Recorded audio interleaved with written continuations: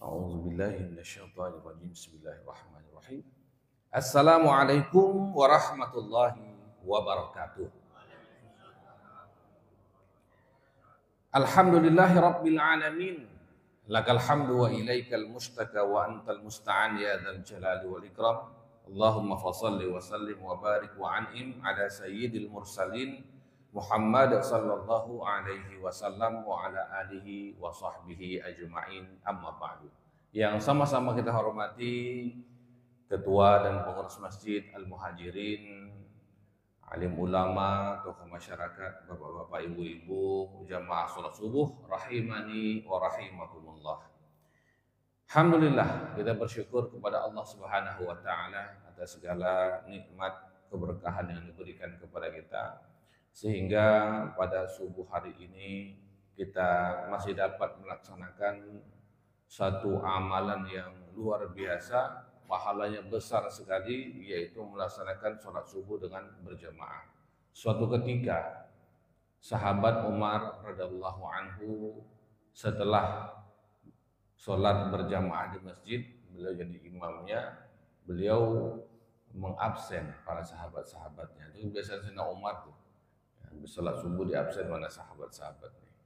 Dilihat, ternyata ada 2 orang dari sahabat-sahabat itu yang tidak ikut sholat berjamaah.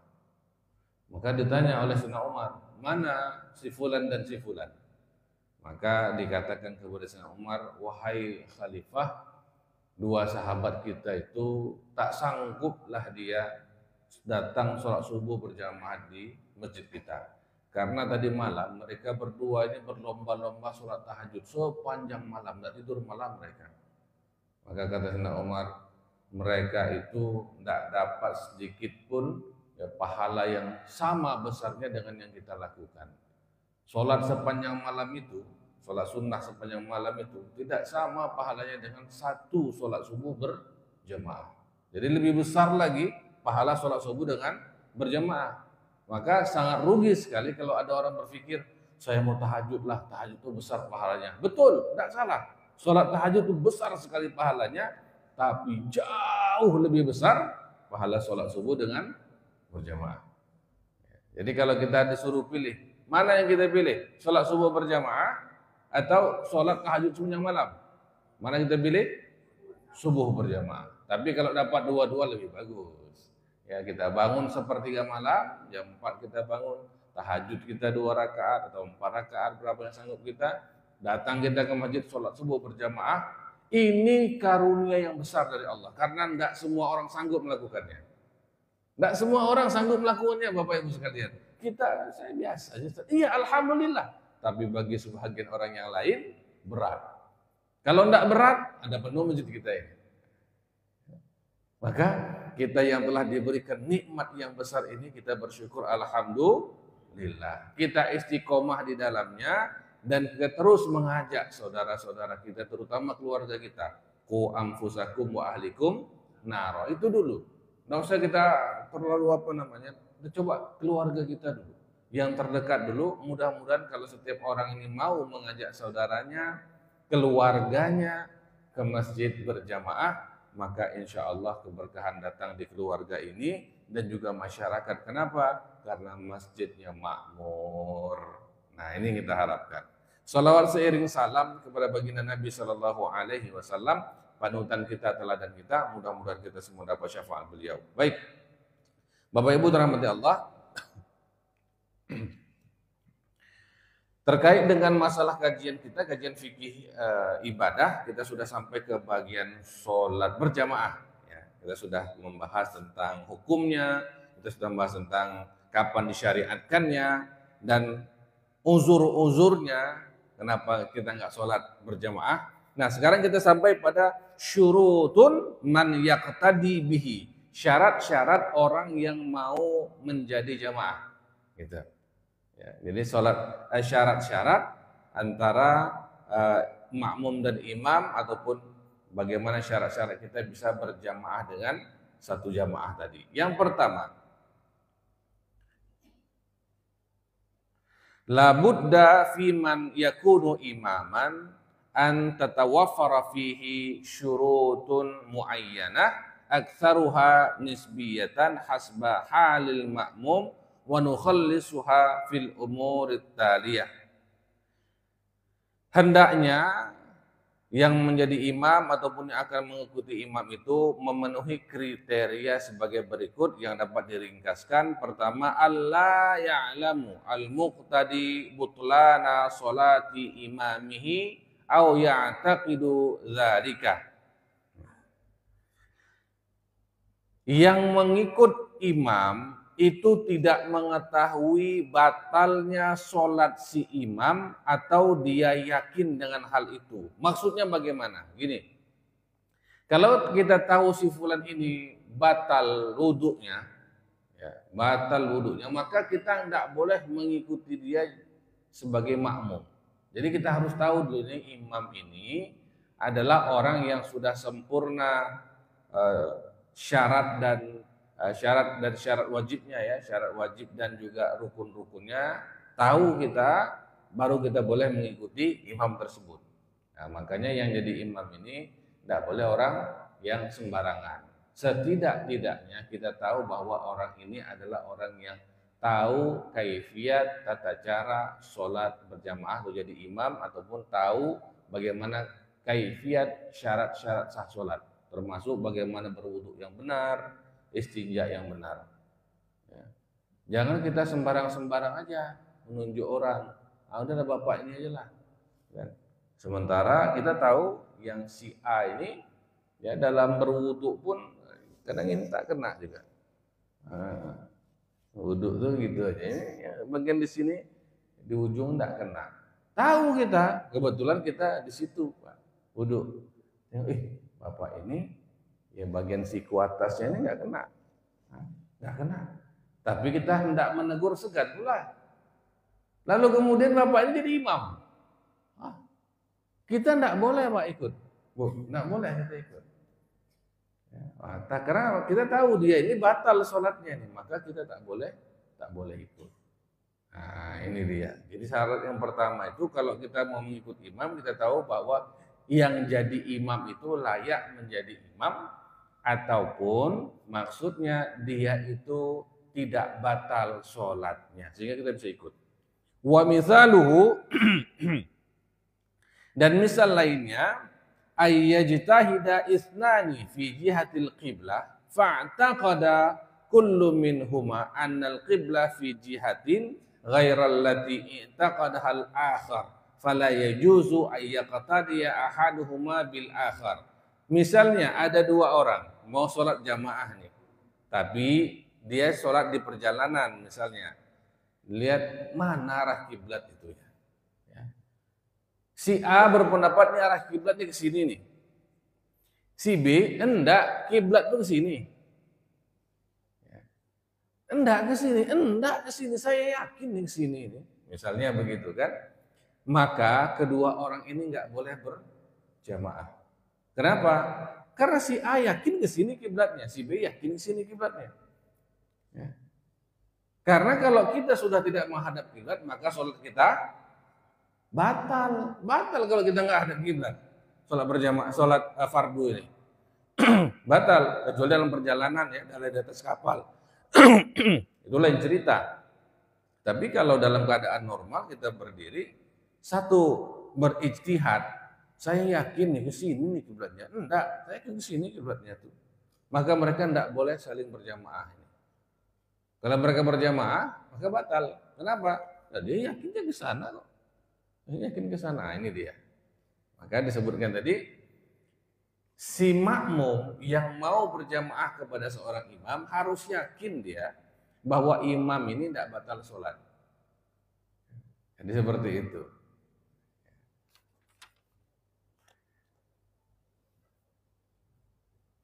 Baik.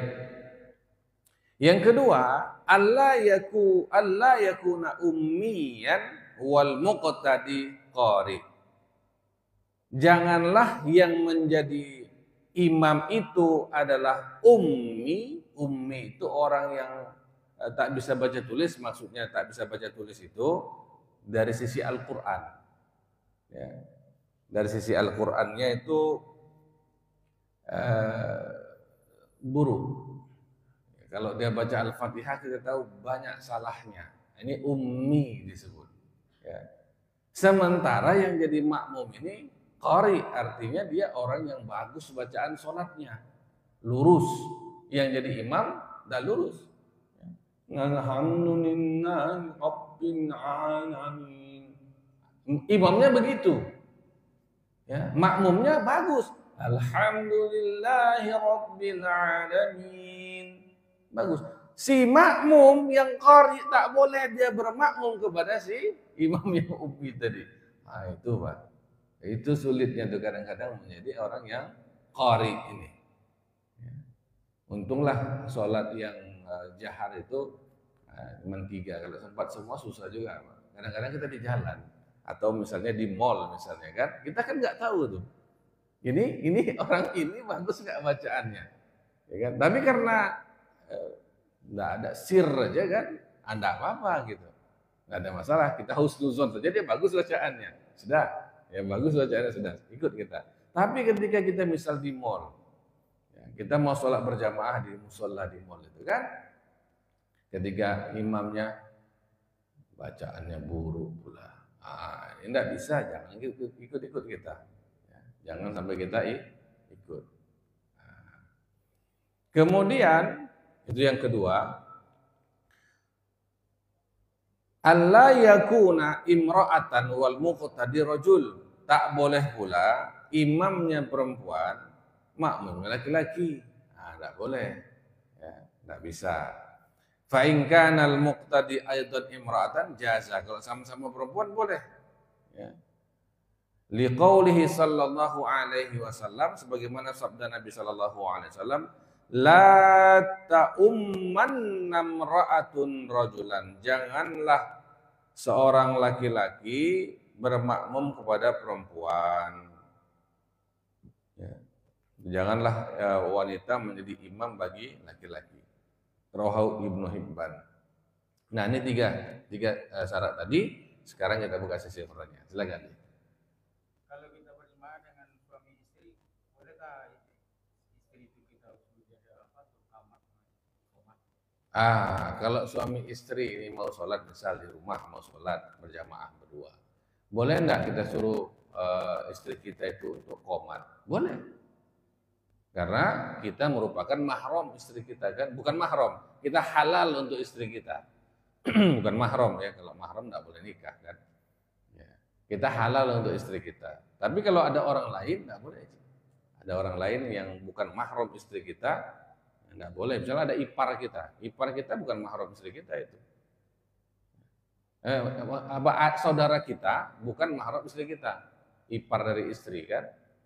Nah, itu bukan mahramnya gitu. Saudara kita laki-laki, kita punya istri. Saudara kita ini bukan mahram dengan istri kita, maka dia tak boleh buka jilbab, ya. Dia tidak boleh qomat juga, nah, misalnya begitu, ya.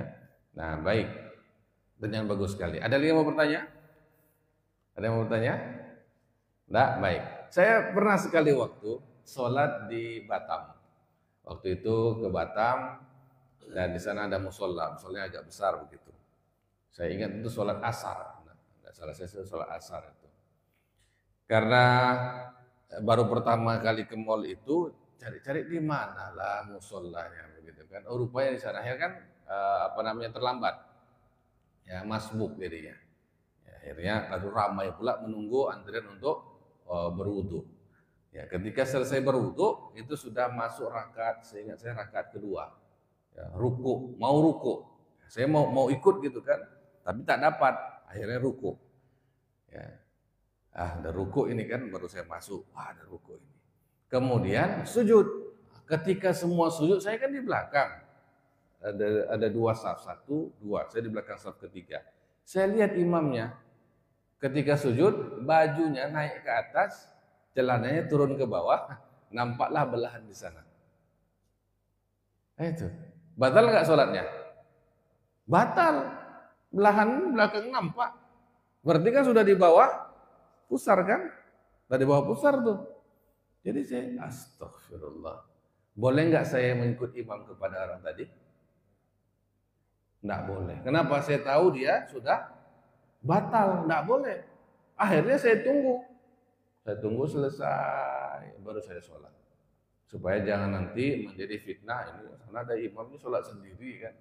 Nah, padahal kita tahu itu batal tuh. Jamaah yang lain gimana, Ustaz? Jamaah lain kalau nggak tahu nggak apa-apa. Tapi kalau yang di belakangnya tahu, ini depan ini batal, maka dia mufarokah. Ya. Nggak apa, ikut gerakannya serupa-serupa, agak-agak dekat, nggak apa, tapi dia harus baca sendiri semua. Ya, kalau kita misalnya berjamaah, kita nggak baca kan kita masih ikut imam kan. Tapi kalau kita tahu kita sudah mufarokoh, maka kita baca semua itu. Kita baca semua, walaupun kita gerakannya supaya tidak terjadi fitnah, kita tetap ikut saja. Ya, kita tetap ikut gerakannya. Kita mengikuti iramanya lah, irama sholatnya, supaya jangan nanti kenapa kawannya sholat sendiri jadinya, itu kan fitnah. Ya, dan dalam fikih ini juga kita harus cerdas, ya, karena tidak ada yang membatalkan kita, yang batal imamnya. Kita nggak batal imam kita nggak batal. Kita sholat terus, mufarokah kita. Walaupun dia asik aja kan, Allahu Akbar, tanpa dia sadari dia sudah batal. Ya.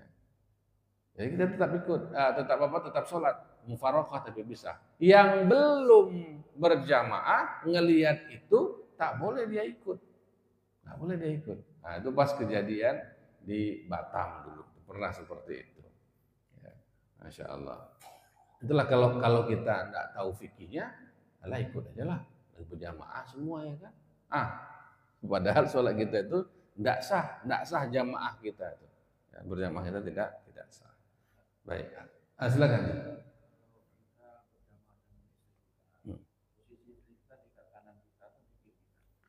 Kalau kita berdua dengan istri berjamaah, posisinya di mana? Nanti akan dibahas ya, tapi kita jawab sekarang. Posisinya di belakang kita, bukan di kanan, bukan di kiri, belakang. Belakang kita lurus. Belakang. Jadi pas belakang kita. Ya, bukan di kiri, bukan di kanan. Yang posisi kanan itu nanti kalau dia laki-laki satu orang. Baik. Kita lanjutkan lagi. Minas sifat allati yastahibbu ayyatahalla bihal imam. Ada beberapa sifat atau kriteria yang disunnahkan, dianjurkan seseorang imam itu memilikinya. Ya. Yajdaru ayyakuna imamul qaumi afqahuhum. Ya. Hendaklah yang menjadi imam di antara satu kaum itu yang paling faqih, yang paling mengerti hukum di sana. Kemudian wa aqra'ahum, orang yang paling bagus bacaannya. Wa aslahahum, yang paling baik orangnya. Wa asannahum, yang paling banyak mengamalkan sunnahnya. Wa mahma tahaqqaqat hadhihi sifat fil imam kanat shalah khalfahu afdal wa kana thawab dzalika arja. Kalau kita menemukan imam yang seperti ini, maka sholatnya menjadi lebih afdol dan juga pahalanya jauh lebih besar. Cuma kita susah ya nyari seperti ini. Ya. Yang penting selama orang tersebut memiliki fikih yang cukup tentang masalah sholat, bacaannya bagus, fasih, ya artinya tidak ada kesalahan. Kemudian dia juga orang yang baik, bukan terkenal orang yang jahat. Ya, kalau adalah misalnya kan seorang tokoh pula, jadi tokoh kan, tapi main gaplek pula dia kan. Ini enggak aslah namanya. Ya. Itu wa'asannahum, orang yang paling banyak mengamalkan sunnah. Bagus. Kalau ke masjid itu pakaiannya rapi, itu kan sunnah. Khususinatakum inda kulli masjid. Ya, jadi pilih yang seperti itu. Kalau misalnya nih ada dua orang sama-sama ustadz bagus dua-dua. Satu pakai pakaian baju jubah, satu kebetulan pakai baju kaos. Kebetulan mungkin baru bersih-bersih. Ya, azan langsung ke masjid aja, takut terlambat. Ya, mana yang jadi imam? Yang bagus pakaiannya gitu, yang lebih sunnah pakaiannya. Nah, itu dia. Ya. Rawa Muslim an Ibnu Mas'ud radhiyallahu anhu, ini hadis riwayat Imam Muslim dari Ibnu Mas'ud radhiyallahu anhu, bersabda baginda Nabi sallallahu alaihi wasallam, ya ummul qauma aqra'uhum li kitabillah. Hendaklah menjadi imam di suatu kaum adalah orang yang paling fasih membaca kitabullah, membaca Al-Qur'an. Fa in kanu fil qiraati sawaan. Kalaulah sama, ada orang yang sama bagus bacaannya, fa'alamuhum bis sunnah, maka yang paling banyak pengetahuannya tentang sunnah. Fa in kanu fi sunnati sawaan, kalau ada pengetahuan tentang sunnahnya sama, fa aqdamuhum hijratan, maka yang lebih duluan hijrah. Fa in kanu fil hijrati sawaan, kalaulah sama dia masa hijrahnya, fa aqdamuhum sinnan, maka yang paling tua umurnya. Nah, jadi memang kategori yang lebih tua itu ada, tapi bukan di awal. Kadang-kadang sebagian masjid, Pak, ada ustadznya yang memang masih muda ustadznya, tapi dia qari. Sementara ada yang tua di situ, ya, yang giginya sudah mau tanggal semua itu, dia pula maksa yang jadi imam. Ini ada, nggak mau diganti dia. Itu ustadz kita itu bagus, tapi dia belum nikah lagi, masih muda lagi dia. Kan begitu alasannya selalu. Itu salah. Kalau kita tahu ini orang bagus bacaannya, jadikan dia imam gitu. Ya, jadikan dia imam. Ya. Nah, seperti itu. Jangan dipaksa yang giginya sudah gigi mundur, ya kan. Nah, mau maju pula lagi. Ini jangan. Kita harus mendahulukan yang berilmu, yang bagus bacaannya. Nah, itu dia.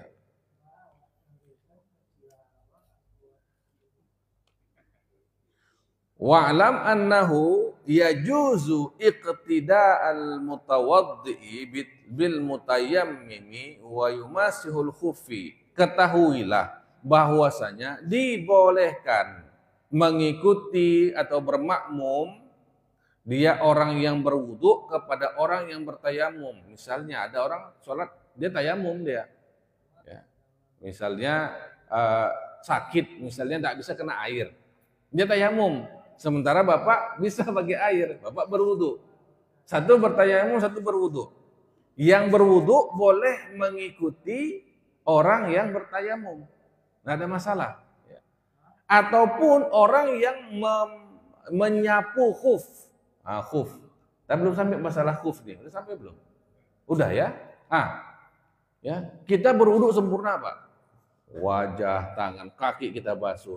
Ada orang kita lihat ketika wudu nggak basuh kaki, dia cuma basuh khuf, kaos kakinya, atasnya aja, kan khuf itu atasnya aja, bukan semua dibasuh, nggak, atasnya jadi sapu gini. Kita lihat deh, ini orang ini kok cuma sapu di atasnya aja nih, ini nggak sah, ini wudunya ini, enggak, itu sah, ya selama masih dia terpenuhi syarat-syarat tentang masalah khuf tadi, nggak ada masalah. Dia ikut ya, bermakmum kepada orang yang menyapu di atas khuf. Wal qaimi bil qaidi, yang berdiri boleh mengikuti yang duduk. Ya.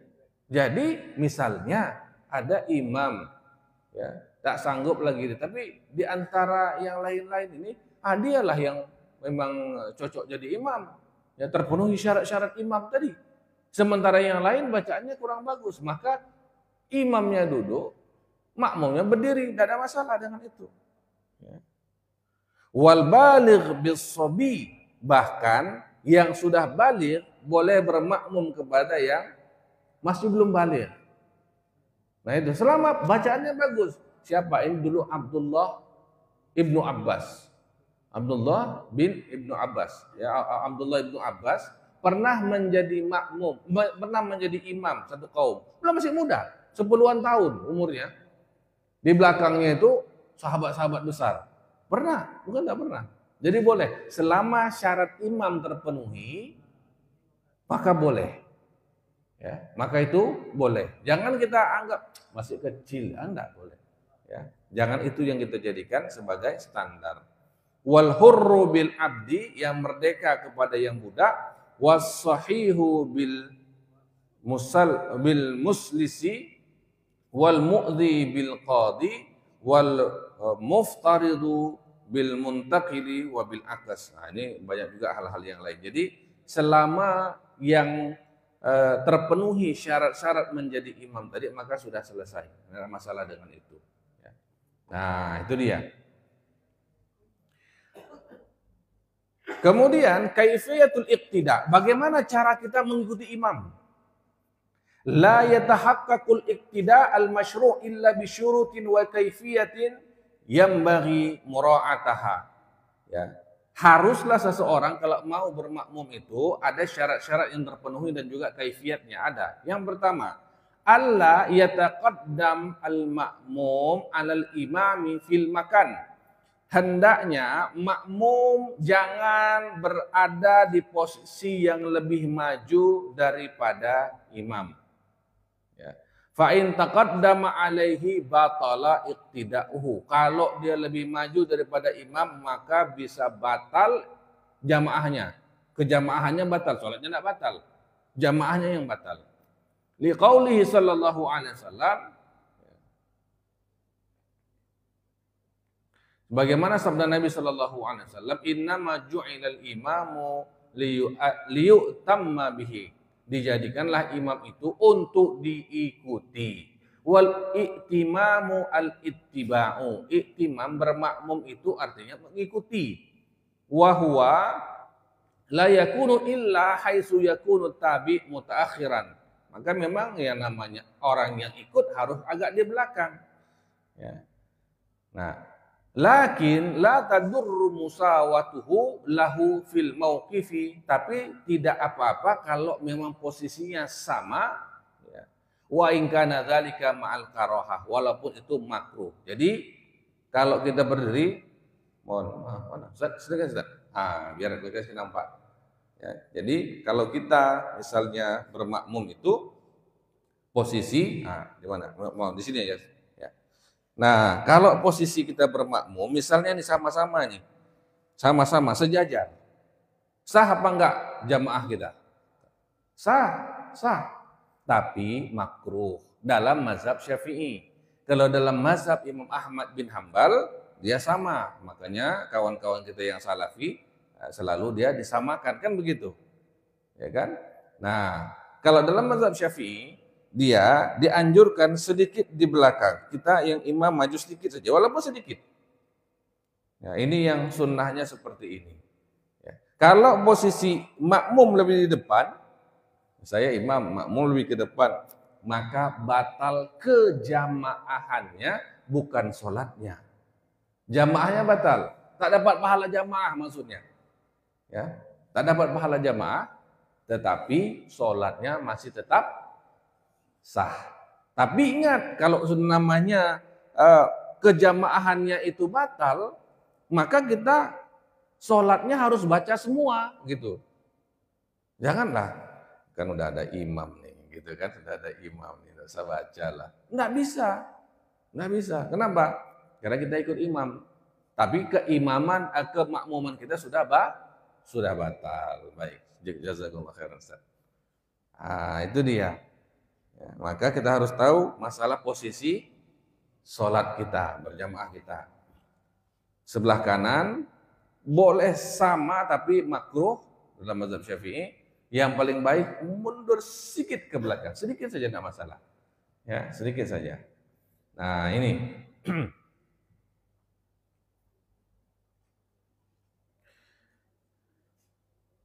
Wa inna ma yandabu takhallufuhu in anhu qalilan. Ini dia yang sunnahnya itu sedikit mundur. Fa idza taqaddama alaihi batalat salatuhu. Apabila maju di depannya maka batal salatnya, jamaahnya maksudnya. Wal i'tibaru fit taqaddum wa at-ta'khur bil iqab bil aqb. Jadi yang menjadi ukurannya itu ukuran kaki kita ini. Ya, salah bagian tumit ya, tumit. Nah, jadi yang tumitnya yang diukur, bukan ujung depan kakinya. Kadang-kadang orang tapak kaki kan beda-beda, Pak. Ada ukuran 36, ada ukuran 42, ada ukuran 45. Kalau dia sama berdiri dia, tapi yang imamnya ukuran kaki 36, ukuran makmumnya 45, tentu lebih ke depan tuh kaki jemaah tuh. Ya kan lebih panjang dia. Bukan itu yang diukur. Yang diukur mana? Tumit belakangnya. Maka kalau kita mau merapikan shaf, luruskan shaf, yang kita rapikan, kita ratakan itu tumit kita. Ini dia, tumitnya. Bukan ujung depan kakinya, karena ujung kaki kita ini beda-beda. Ya, ukurannya bisa beda-beda. Nah, itu dia.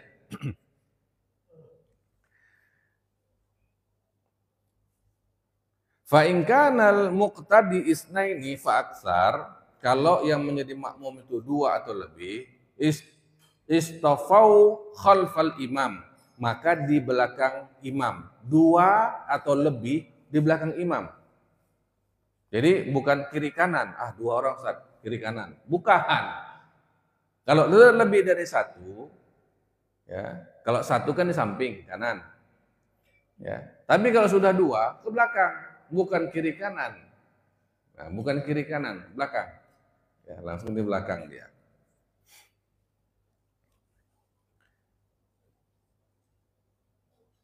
Khalfa istafau khalfal imam wa in kana wahidan waqafa an yamini. 1 pas di belakang imam, 1 sebelah kanannya imam. Posisi di belakang, 1 pas-pasan belakangan dengan imam, 1 lagi sebelah kanannya imam. Nah, itu dia posisinya. Ya. Fa in jaa tsanin waqafa an yasarihi. Ya, kalau datang lagi berikutnya, baru sebelah kirinya.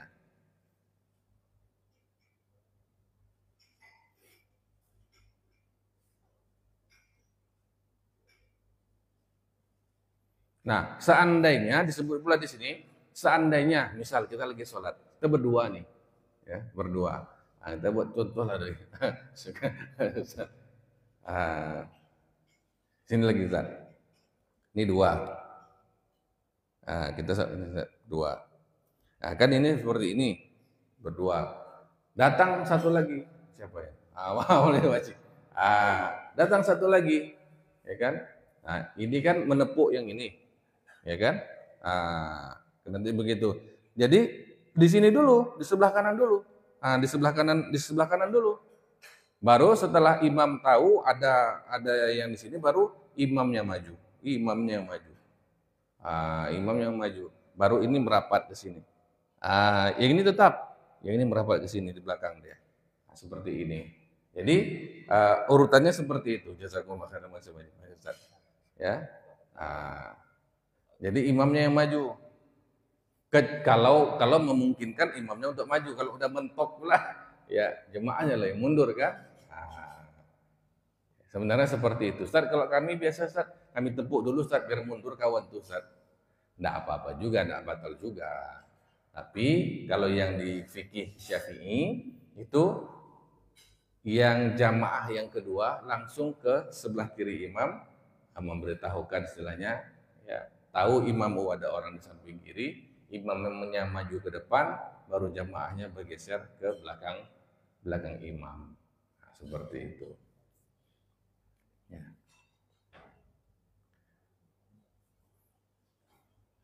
Rawa Muslim, diriwayatkan dari Imam Muslim, an Jabir, dari Jabir radhiyallahu anhu, "Shalaitu khalfa Rasulullah." Ya, "Shalaitu khalfa Rasulillah sallallahu alaihi wasallam." Aku salat di belakang Rasulullah. Faqumtu an yaminihi, maka aku berdiri sebelah kanannya Nabi. Tsumma jaa Jabir bin Sakhar, datang Jabir bin Sakhar, faqama an yasarihi. Maka kemudian Jabir bin Sakhar ini di sebelah kiri. Jadi Nabi sama Jabir ini Nabi salat sunnah ini ya. Lagi salat sunnah. Biasa Nabi kalau malam salat, sahabat tuh sering ikut gitu. Ya. Jadi sholat Nabi, kemudian datanglah Jabir di sebelah kanan Jabir, ya, kemudian datang lagi Jabir bin Sakhar, ada nama Jabir satu lagi, ya. Jabir bin Sakhar, faqama yasarihi, maka berdiri di sebelah kiri Nabi. Fa'akhadha bi aidina jami'an hatta aqamna khalfahu. Maka Nabi mengambil tangan Jabir, disuruh ke belakang, mengambil tangan Jabir Sakhar, satu lagi disuruh ke belakang. Nah, itu supaya berdiri di belakang Nabi. Jadi gitu, ya. Jadi pilihannya dua, boleh makmumnya yang mundur, boleh imamnya yang maju. Mana yang paling memungkinkan dan memudahkan. Nah, jadi ini ada dalilnya gitu. Ya. Kalau kita kan biasanya tepuk dulu kan, mundur, baru kita ikut. Nah, jadi kalau yang di sunnahnya kita langsung di samping kiri imam, ya, baru kita sama-sama mundur ke belakang. Nah, itu kalau seperti itu. Ya, yang sunnahnya seperti itu. Wa yusannu alla yazida ma bainal imami wal ma'mum ala thalathati azra'. Dan hendaknya antara makmum dan disunnahkan jarak antara imam dengan makmum itu jangan lebih dari 50 cm, 3 hasta. Ya, 3 hasta atau 60-an 50-60 cm. Wa hakadha baina kulli saffain. Ya, dan juga seperti itu antara shaf. Wa idza shalla khalfal imam rijal wa nisa saffar rijal awalan thumma nisa ba'dahum. Kalau berjamaahnya ada laki-laki ada perempuan, yang saf depannya laki-laki, saf belakangnya perempuan. Wa idza shalla rajul wa imra'atan saffar rajul an yaminil imam wal mar'ah khalfar rajul. Kalau misalnya hanya ada satu orang imam, kemudian satu orang makmum laki-laki, kemudian satu makmum perempuan, maka yang makmum laki-laki di sebelah kanan, yang makmum perempuan di belakang. Ya, di belakang. Bukan belakang imam langsung, bukan di belakang dia, agak ke belakang. Jadi memang pas di belakang. Makanya tadi pertanyaan Pak Haji tadi, kalau misal berdua sama istri di mana posisinya? Di belakang, bukan di kanan, di belakang. Ya, di belakang kita. Amma jama'atun nisa fataqifu imamatahunna wastahunna. Adapun jamaah wanita, kalau wanita semua, maka imamnya itu berada di tengah-tengah, bukan di depan, di tengah-tengah, di antara jamaah itu. Misalnya ibu-ibu ini sholat kan, berjejer semua satu saf gitu. Imamnya di tengah, nggak ada di depan. Bukan seperti laki-laki yang imamnya di depan sendiri, enggak. Tetap dia di sama-sama dengan satu jamaah itu. Li subuti dzalika an Aisyah wa Ummi Salamah radhiyallahu anhuma. Karena ini diriwayatkan dari Sayyidah Aisyah dan juga Ummu Salamah. Nah, jadi ada hadisnya. Kenapa enggak seperti laki-laki yang sendiri imamnya di depan, ya, makmumnya di belakang. Kalau jamaah perempuan semua satu shaf, ya, shaf pertamanya itu hanya saja yang jadi imam di tengah, ya, sedikit saja maju untuk membedakan dengan jamaah yang lain, sedikit saja. Nah, itu dia. Jadi bukan sendirian di depan. Wa yakrahu wuquful ma'mum munfaridan fi shaffin wahid bal yadkhulu shaff in wajada sa'atan. Makruh bagi seorang makmum untuk berdiri satu shaf di belakang. Misalnya nih shaf pertama nih masih belum penuh misalnya. Nah, lalu datang satu orang berdiri dari belakang nih shaf kedua dia nih. Ini makruh. Ya. Bal yadkhulu shaf in wujida sa'atan. Tapi dia harus masuk ke dalam shaf itu. Ya. Kalau memang ada tempat.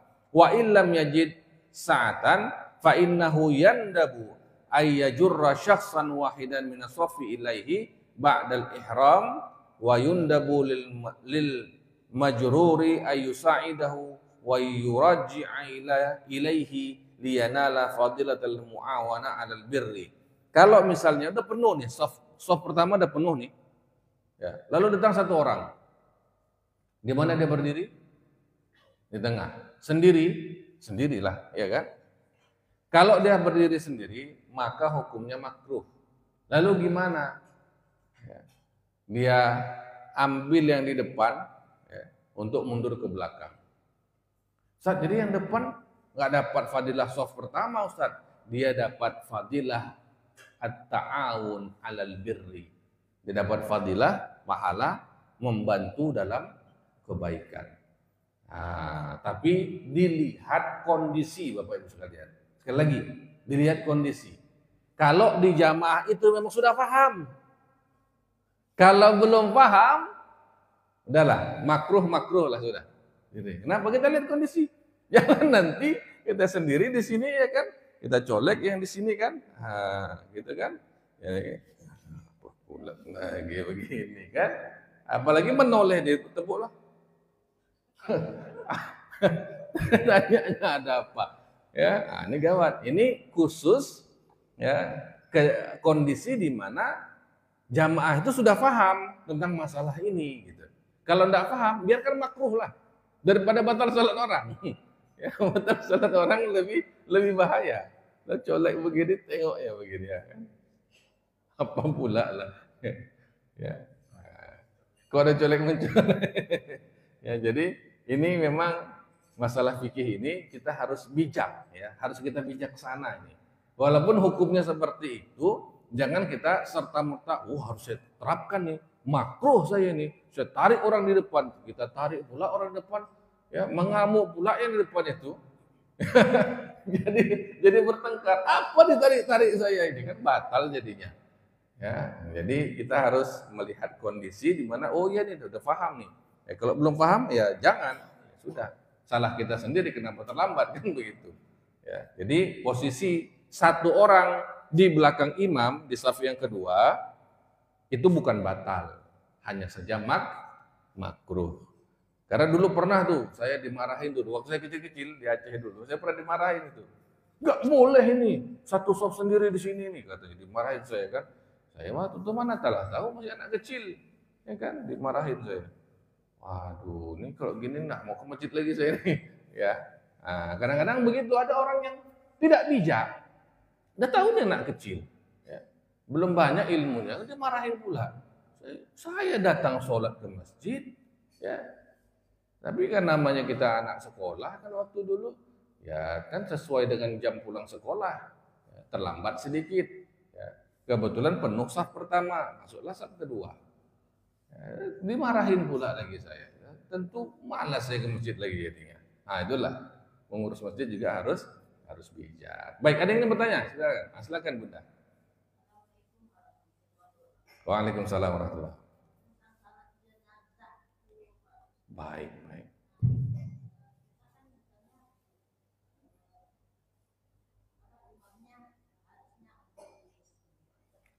Ya sebaiknya ya.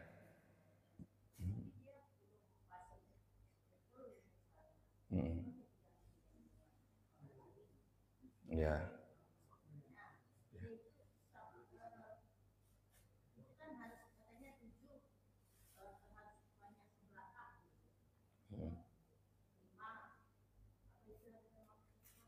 Baik.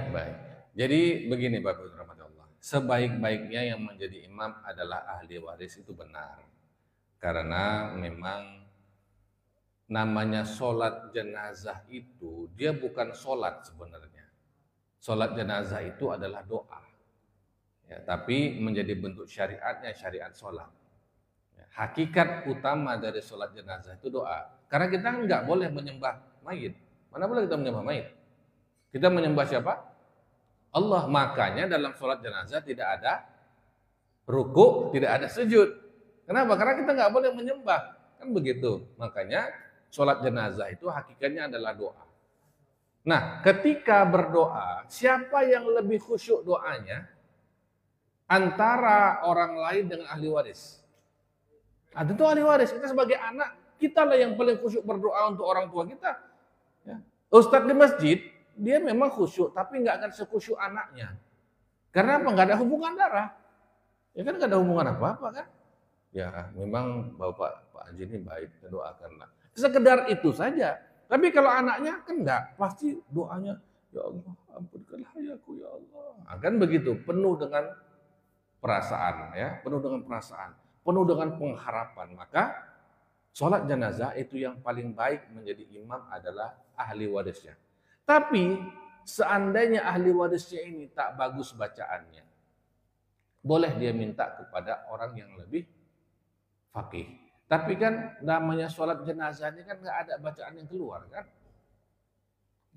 Jangan pula nih sholat jenazah baca Al-Fatihah yang keras-keras. Enggak ada juga kan? Enggak, karena kan dalam hati juga bacaannya. Jadi kalau si anak ini memang merasa bahwa bacaannya tak bagus, maka dia boleh meminta kepada yang lebih alim. Sebagaimana para sahabat meminta agar Rasulullah yang menyolatkannya, kan begitu. Ya boleh, bukan tak boleh, boleh. Tapi yang paling bagus adalah ahli waris. Maka dari itu Bapak Ibu sekalian, kalau kita punya anak nih, didiklah bagus-bagus anak kita. Ya, supaya dia jadi imam kita nanti. Ya sampaikan sama dia, nak, ya, baguskanlah bacaanmu, nak. Kalau nanti emak mati, kaulah jadi imamnya ya. Mama wasiatkan ini. Bilang wasiatkan itu, biar belajar dia. Saat saya tidak punya anak laki-laki, saya perempuan semua. Menantu kita lah. Ya. Nah, walaupun kamu bukan anaknya emak, tapi udah memang anak emak lah karena sudah menikah dengan anak emak. Ya, emak wasiatkan kalau nanti emak meninggal, kaulah nanti jadi imamnya ya. Nah begitu, wasiatkan sama menantu kita laki-laki itu, sehingga dia belajar. Ya, sehingga dia belajar. Sekali-sekali singgung itu, kadang-kadang inilah. Ya. Kalau orang tuanya menyinggung masalah mati itu dibahasnya masalah harta, bukan masalah sholatnya. Ya, meleset ini gajinya. Ya, kalau kita bahas tentang kita mau mati, jangan bahas masalah harta kita, jangan. Bahas masalah siapa yang jadi imamnya, sehingga tergugah hati dia gitu.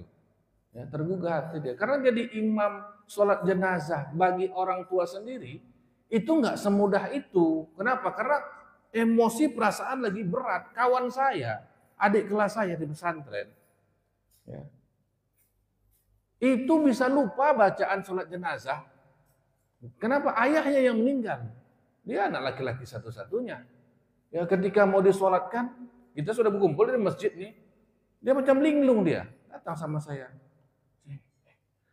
Apa ya bacaan sholat jenazah ya? Astagfirullah, kok nggak hafal? Lupa aku sekarang. Karena perasaan tadi bukan dia bodoh, bukan dia tak tahu, anak pesantren tahu dia. Tapi karena perasaan hati itu lagi, aduh, ya, namanya orang tua meninggal kan. Jadi perasaan kalut, lupa rasa-rasanya begitu. Maka ini dia Bapak Ibu sekalian, kita pesankan kepada anak-anak kita, ya, perbaiki bacaan mereka supaya mereka pantas untuk menjadi imam sholat jenazah kita. Ya, penghormatan terakhir anak kita kepada kita, sholat jenazah lah itu dia. Itu istilahnya. Tadi tanyanya apa lagi? Safnya, baik. Safnya bagaimana? Ya, memang ada riwayat menyebutkan bahwa kalau yang menyolatkan almarhum ini bersekian saf, maka orang ini dibebaskan dari api neraka dan lain. Tapi itu sifatnya fadail ya, fadilah. Ya, fadilah. Kalau memang orang ini orang yang baik, maka insya Allah banyak yang menyolatkannya. Tapi kalau memang orang ini orang yang tak baik, orang yang tak dikenal masyarakat, tak bergaul dengan masyarakat, pasti sedikit yang menyolatkannya. Jadi sebenarnya di situ, ya, hadis-hadis tersebut itu memotivasi kita untuk menjadi orang baik di tengah masyarakat. Bukan sengaja kita buat-buat sebenarnya. Tapi begitupun untuk mengambil fadilah, tidak apalah. Ya, sebisa mungkin kita buat softnya itu 3 laki-laki, 4 perempuan atau sebaliknya. Ya. Tidak masalah, mau 7, mau 5, mau 3, tidak masalah. Seberapa yang bisa mencukupi, tidak dipanjangkan ke samping, tapi lebih diperbanyak softnya ke belakang. Ya. Itu. Baik, terima kasih Bapak Ibu rahmati Allah. Waktu juga. Baik, satu. Silakan. Kita kan sering mendengar itu masalah nama imam. Ya. Ada yang digelar imam besar. Maksud saya imam besar itu apa gelaran secara fikih atau memang istilah aja. Terus di bawahnya ada nama-nama imam lagi, imam apa gitu. Maksudnya imam yang gimana ya? Sekarang Masjid Al-Muhajirin imam besarnya Asrano. Oh. Di bawahnya ada imam apa namanya? Oh gitu. Apa bedanya antara imam besar dengan imam-imam yang lain? Oh ya, itu secara fikih tidak ada sebenarnya. Itu hanyalah gelaran untuk mempermudah secara administrasi ya Pak. Imam besar itu berarti imam utama, imam tetap, imam rawatib, kan begitu. Ya, jadi secara fikihnya tidak ada. Baik, terima kasih. Baik, satu lagi. Kita sebagai makmum mengikuti imam. Ya. Pertanyaan saya dua. Yang pertama, saat kita salat isya mengikuti makmum.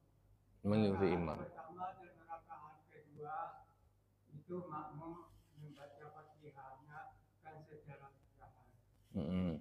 Tetapi di rakaat yang ketiga dan yang keempat, di saat kita masih membaca Iyyaka na'budu wa iyyaka nasta'in, sementara makmum sudah rukuk. Sementara imam sudah rukuk. Iya.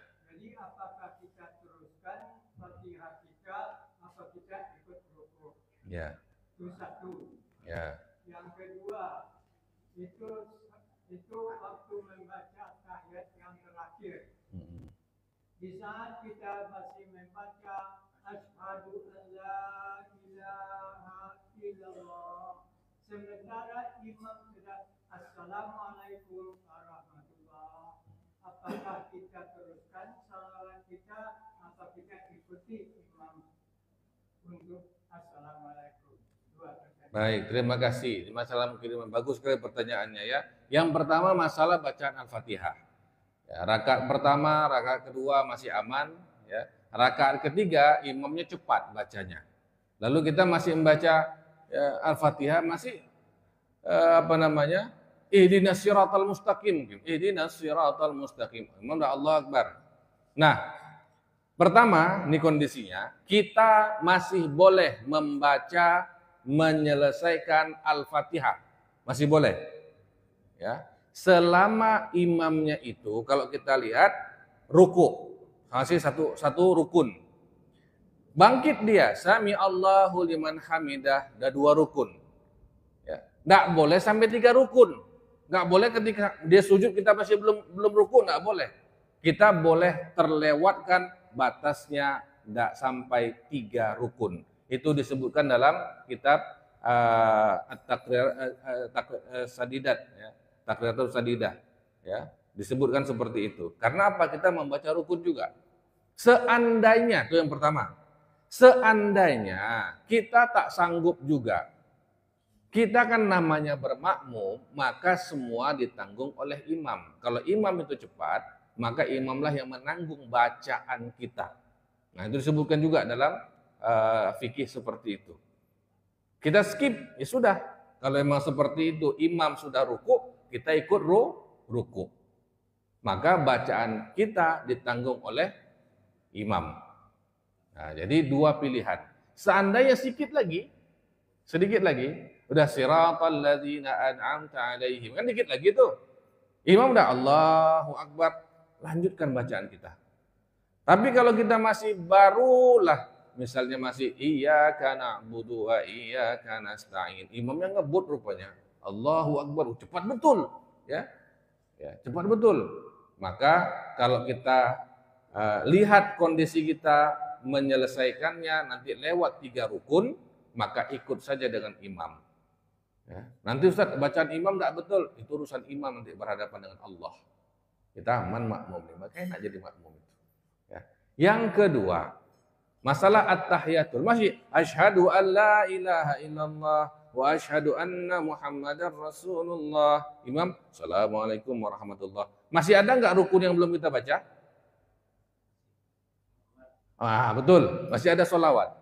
Nggak boleh dilewatkan sholawat ini. Ya, nggak boleh, karena kita masih punya waktu yang panjang. Imam selesai, kita masih belum selesai, nggak ada masalah. Nggak usah kita ikut. Karena imam udah selesai kan? Selesai dengan rukunnya. Kita tinggal menyempurnakan. Maka dalam masalah at-tahiyatul, kita nggak ikut imam. Jangan imam assalamualaikum, kita mau assalamualaikum. Enggak. Selesaikan rukun kita. Karena enggak ada rukun berikutnya. Tapi kalau sholat tadi masih berdiri, baca Al-Fatihah, kan masih ada rukun selanjutnya. Kalau kita kelewatan rukun tadi, maka batal kemakmuman kita. Jamaah kita batal. Makanya kita ikut. Tapi kalau dia sudah at-tahiyatul, maka jamaah ini sempurnakan. Nah, dua kondisi. Baik, terima kasih banyak atas pertanyaannya. Semoga Allah memberikan kita petunjuk dan memberikan kita pahala yang besar. Mohon maaf atas segala kesalahan. Kita tutup dengan doa kifaratul majelis. Subhanakallahumma wa bihamdik, asyhadu an la ilaha illa anta, astaghfiruka wa atubu ilaik. Assalamualaikum warahmatullahi wabarakatuh.